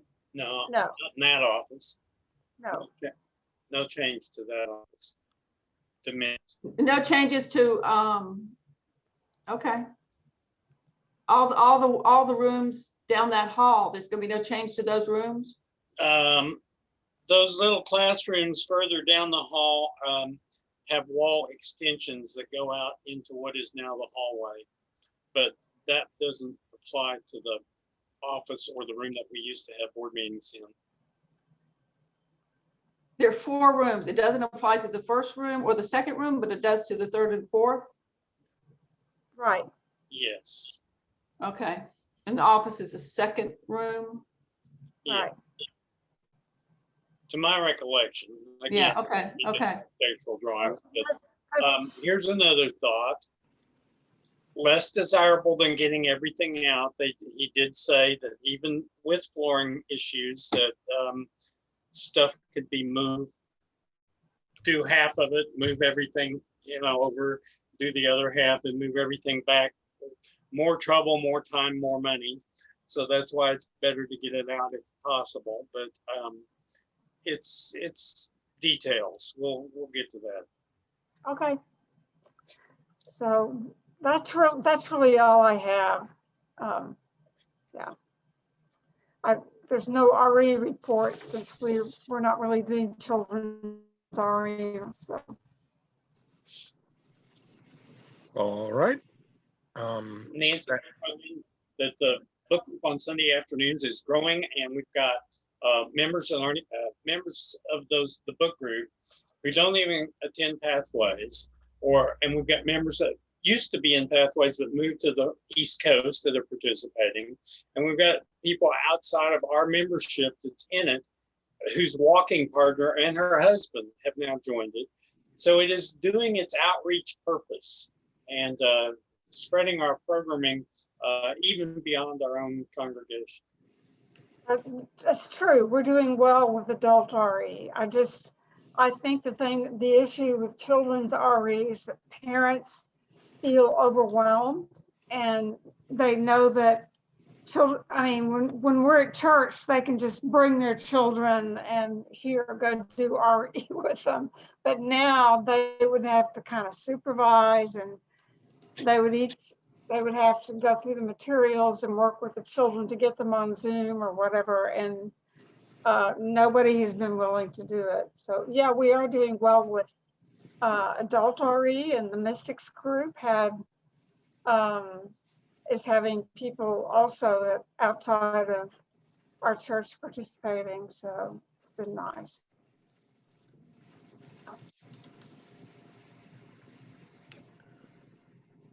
All right. That's great news, Stephen, and thank you, Nancy. And if there are no further questions for her portion, we can move on to Lilibet's report on the Ad Hoc Committee on Racism.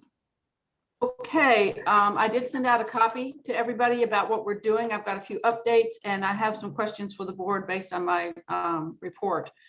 The surveys we've had a lot of success with the survey. We're pretty happy with what we've got. We've got 3 solid groups for the small discussions. It's possible for 2 more groups to form. So far, I only have, as of today, Ruby and Franklin and one other person are the only 3 people that I need to contact to firm up those groups. So if Ruby and Franklin would reach out to me later this afternoon, I would appreciate it for some detailed confirmations about meeting times. We have 2 Zoom accounts in the committee. If we do the third group by Zoom, which was a Saturday group, which may go outside since it's late April is when it starts.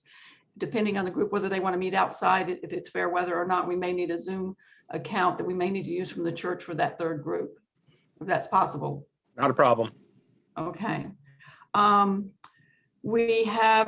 We're having ongoing talks with the group in South Lake. I got late word this morning that they actually do have a name.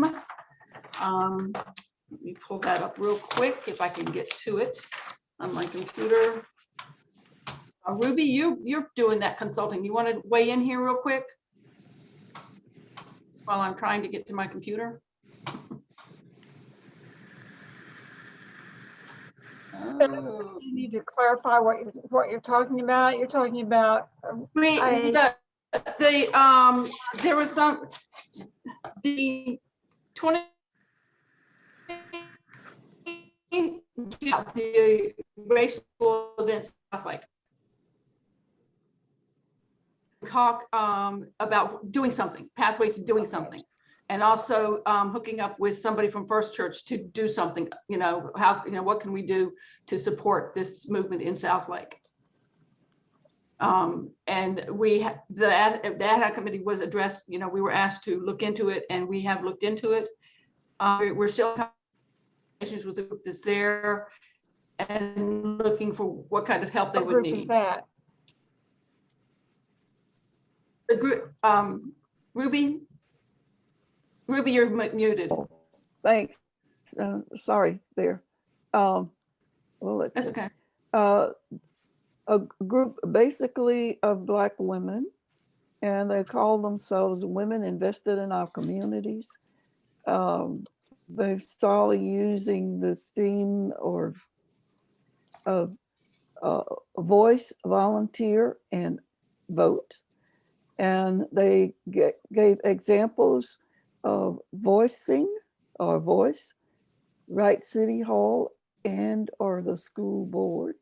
And they say a template can be provided if that would be helpful to volunteer to attend school board and our city council meeting and attend rallies and demonstrations, even though not residents of Pathways. Recommend person or persons with experience in diversity, equality, equity, and inclusion, especially in school systems, who might consult with the group Women Invested in Our Communities.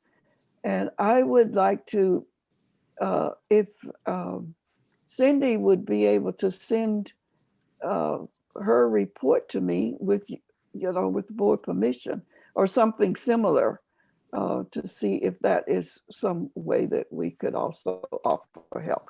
But I asked for several examples, and we can look at it, see if there's anything that we want to do, and if so, which. Thank you, Ruby.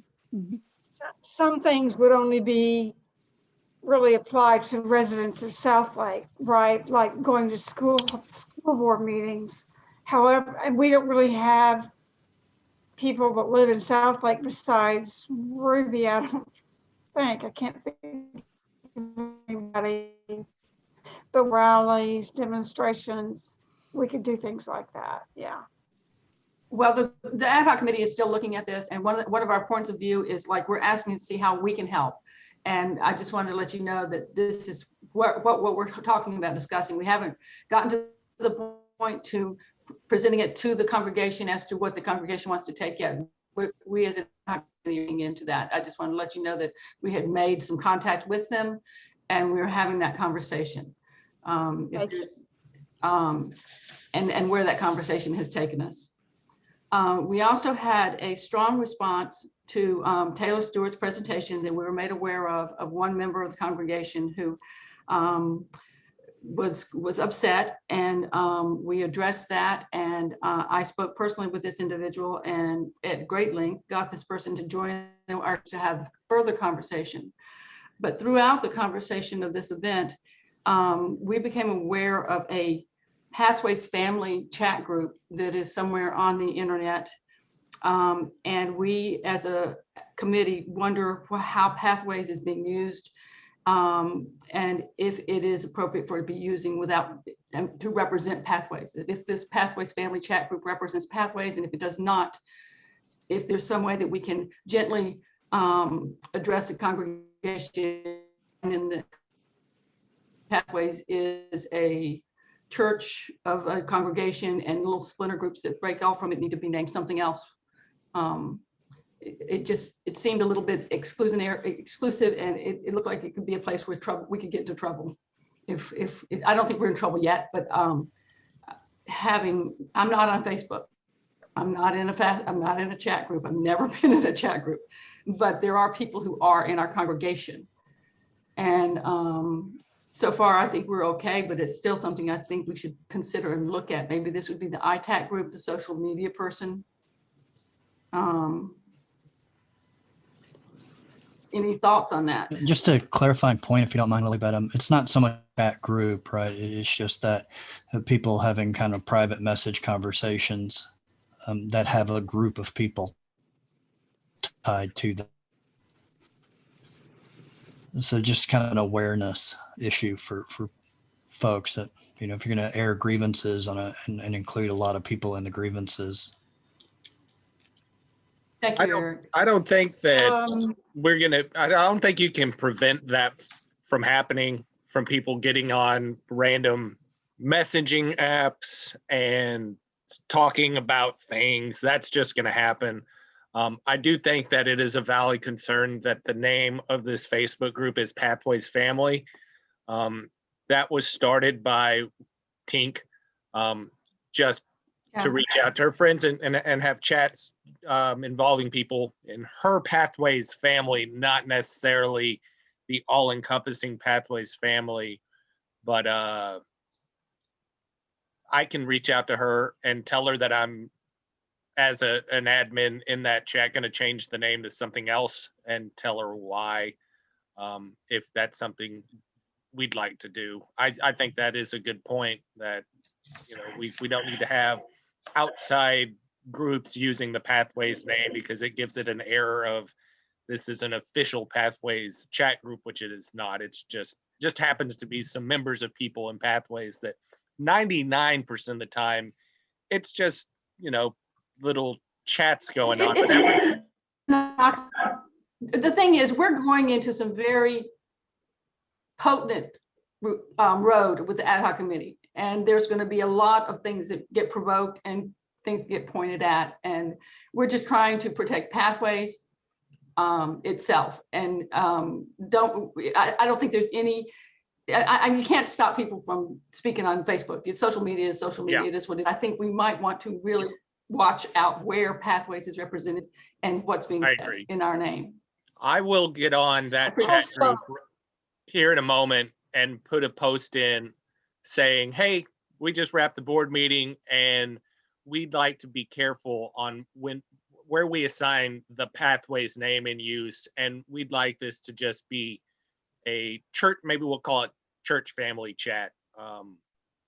And just to remove the Pathways name, so it doesn't look like it is an official sanctioned chat that's monitored by people from Pathways. It's just people that happen to be from Pathways having an online chat.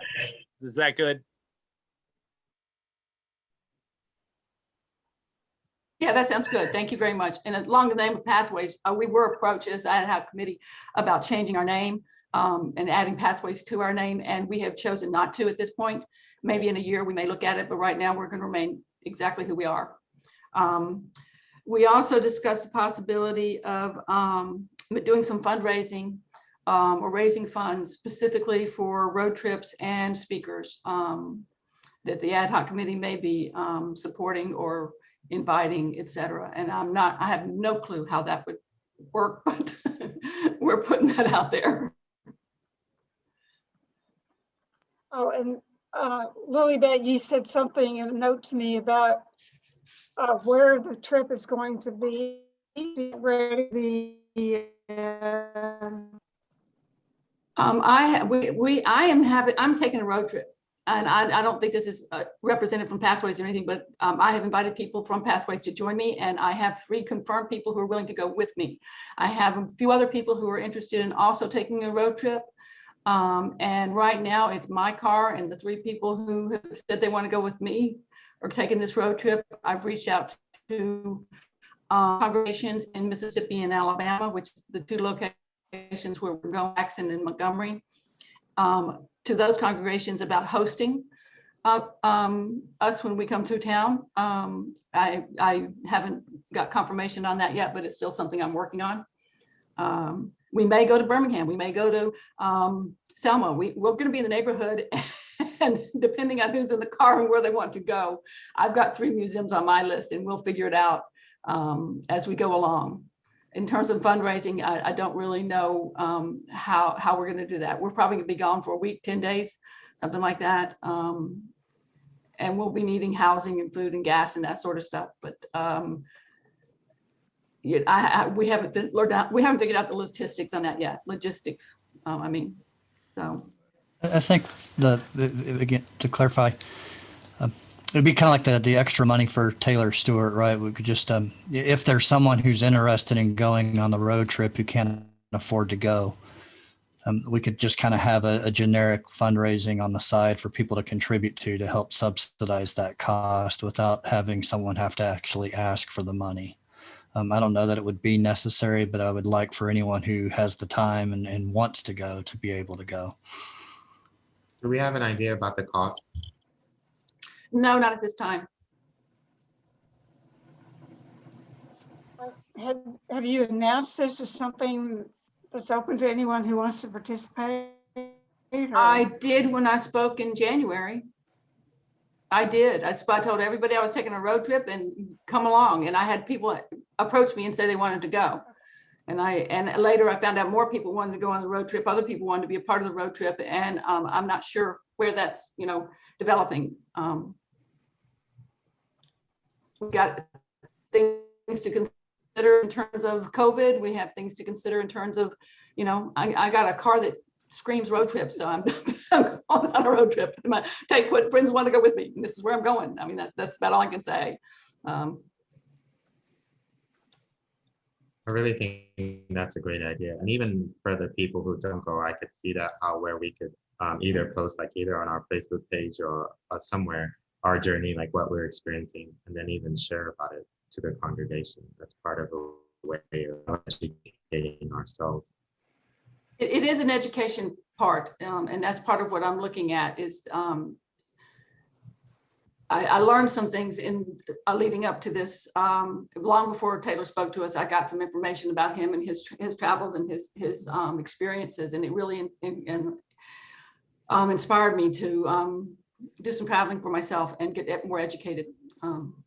So I've got 3 very excited people who are going to go with me, and I'm really looking forward to it. And Eric, I thank you for I don't know how you set up a side fund for funding and whatnot. I mean, now it's in Pathways, or get on the give thing. I don't know. I'm just kind of clueless. I would think the committee could ask the board for money, or we could do a GoFundMe page outside of Pathways. I think the first step is you kind of rough in a budget of figure out your itinerary and cost per person, and then you got kind of the scope of what you're looking for. We could definitely probably do that very easily and quickly with the wanting to pay some of our speakers, a speakers fund for the ad hoc committee. Going to pay what Pathways has afforded. So that might be the first step that we do. And as I finalize or get closer to my planning for this trip, I'll have a better idea about funding for that, or better idea Emily, of the you're on cost mute. of that. All right. So I just have 2 thoughts. One is if your trip is personal, or if we're going to support it, then that means it's a trip being organized by the chair on the ad hoc committee. There's kind of two different ways. Yeah. If we're going to help author financial support, then it becomes a little bit more official. And then Right. the other thought I had is I had contributions towards Taylor's talk. If it becomes a regular thing, is there some unfairness to it? Like, come speak to us, and if we like you, you'll get more money than what we normally pay. But otherwise, you're just going to get this small $100 fees. I don't know if that's something to think about or not. If going forward, Yeah. that's a real common occurrence. Good point. Good point. Yeah. We may want I to don't think know about what we that. ended up paying him, but Mary has the authority by prior board motion that carried to offer up to $50 more, 150. I don't know what we paid him, so maybe it was above that even. I will tell you, yes, with donations, it was $455. Oh, I see. So like right now, we don't even pay UU ministers what is recommended by the UUA's pastors groups, recommended for our area, which would be $350.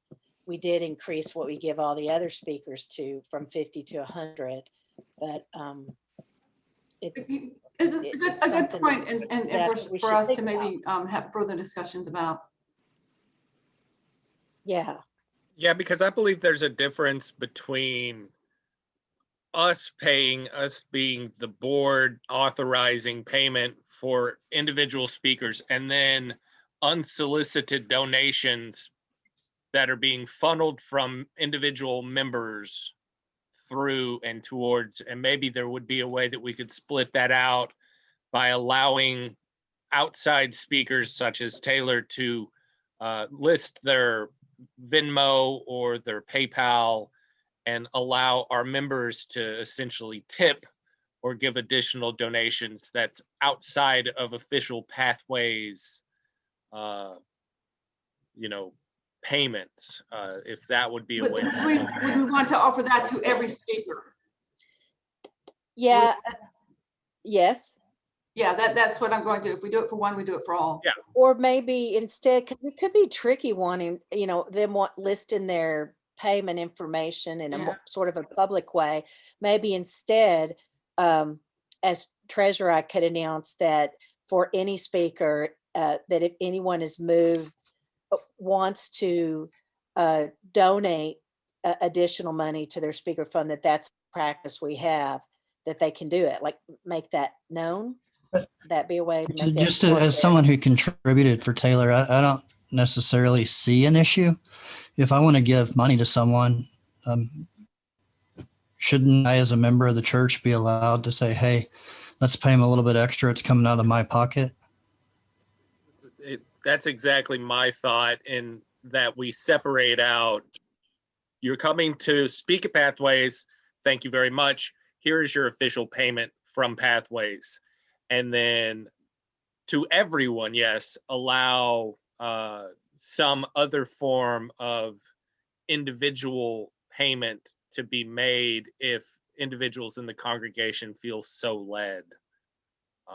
And that could be applied to everyone. Isn't that always there? I mean, can't. Well, it's never, this was the first time it's happened since I've been the treasurer or known about it. And I guess I could just imagine, other people who've spoken, if they were to hear about it, go, well, wow, when I was there, I only got $100. What am I, chopped liver? And that's why I wanted think to in the bring it spirit up. of the fact that we are a church and we are a faith organization, that anyone who speaks to us that would be happy with however much money we give them, and they would never compare it or make some comments. I just have that faith in humanity. I don't see it as, it's not like we're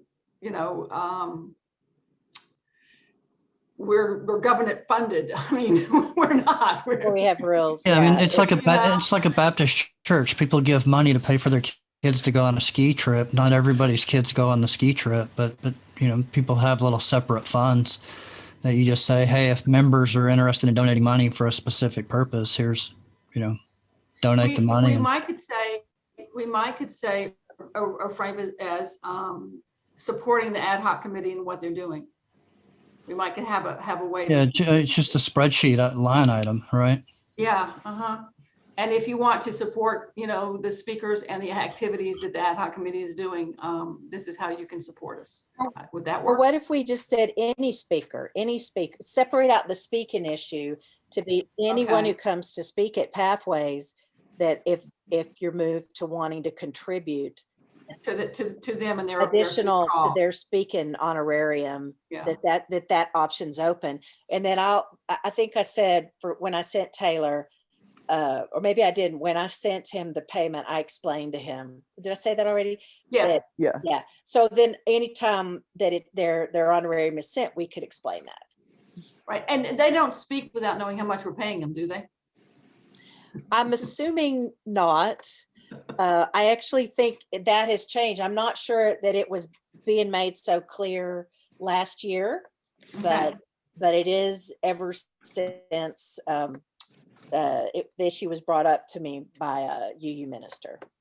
So I think now it's very. And my last point, and then I'll be silent on the issue, but I think if you announce that people can contribute for an honorarium, and then no one contributes, I think that would do more damage than opening the floor. I think it should just be, people should just know if they want to give money for a particular purpose to Pathways, they're always welcome to donate.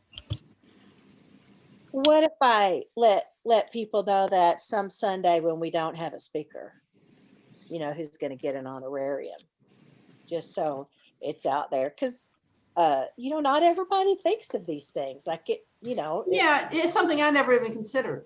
Eric. It would, yeah, but I think he would do more harm than good, because if somebody's asking someone to come speak at Pathways and other members don't make a contribution, then that person may be offended that their friend that they asked to speak wasn't given as much money as someone else's friend who was asked to speak.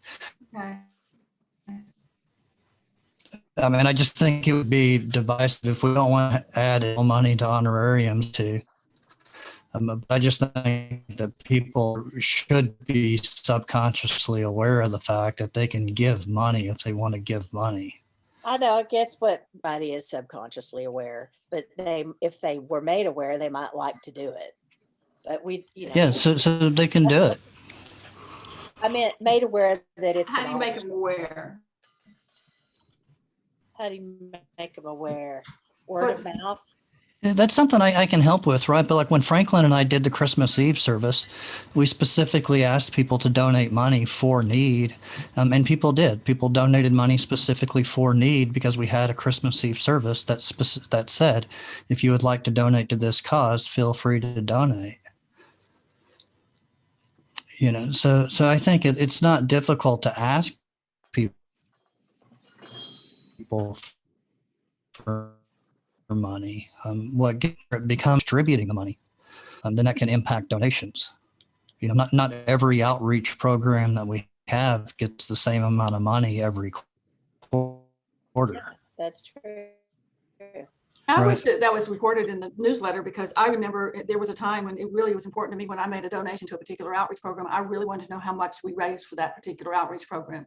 Oh, that's true. And Luke, and it really matters. And if we have outreach programs and we're not donating to them, maybe we got the wrong outreach program. Maybe we need to change what people really care about. I think it needs some feedback and some evaluation, but I think we have reached a time limit here. Are we getting close? Something we can maybe table and continue the conversation on. I'm done with my report, and I want to thank you. We're still going forward, and we're really excited about the small groups that are going to start meeting in late April. All right. Well, thank you for your report, Lilibet. Steve, was that something? Yeah, sort of. This is about my report. When I got the agenda, I did not see the attached documents from the contractor that I see, the bidder list, the instructions, and the drawings. I don't think the instructions and drawings are that helpful, but I think the bidder list might be of interest to the board, so. It's in the, I got the bidder They're list. all linked. They were I all got it. Did linked in everybody the else? agenda. Okay. I posted them on the I'm sorry, Google Drive. I didn't, They all reside on the Google Drive, and there are links in the agenda, and I'll also put them in the minutes. thank you, Yeah, Nancy. they're all there. Because you're awesome. Yes, thank you, Nancy, for putting together. Oh, is the there a date agenda. real quick for the spring break? 'Cause Is there a we're date not- for the spring congregation? Usually in May, but Is it on the liturgical calendar? Guess it's not liturgical exactly, but